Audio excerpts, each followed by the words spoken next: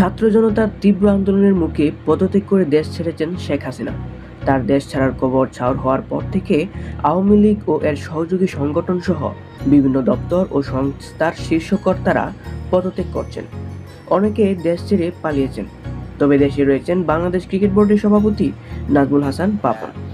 এমনকি বিসিবি থেকে তাকে অপসারণের দাবি উঠলেও 2025 সাল পর্যন্ত এ পদেই থাকছেন তিনি।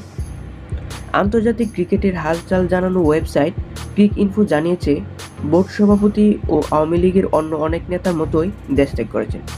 যদিও সেই একই প্রতিবেদককে অন্য অনেকগুলো সূত্র জানায়, নাজমুল হাসান পাপন এখনও দেশে অবস্থান করছেন।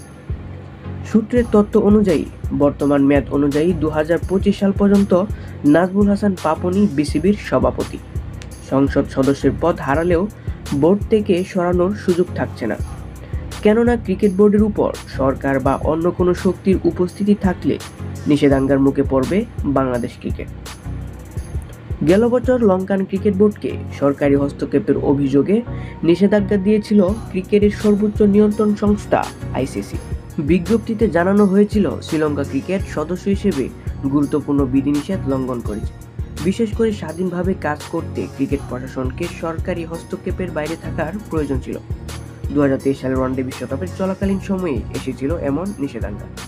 দেশটির ক্রীড়ামন্ত্রী রোশান বিক্রম সিংহে পুরো বোর্ডকে বরখাস্ত করে নিয়োগ দিয়েছিল 7 সদস্যের অন্তর্বর্তী এক কমিটিকে, যার কারণে অনূর্ধ্ব-19 বিশ্বকাপের আয়োজকের মর্যাদাও কেড়ে নেওয়া হয়েছিল। বাংলাদেশের বোর্ডেও এমন অযাচিত হস্তক্ষেপের কারণে আসতে পারে নিষেধাজ্ঞা। তাই বিসিবি সভাপতি পদেই থাকছেন নাজমুল হাসান পাপন।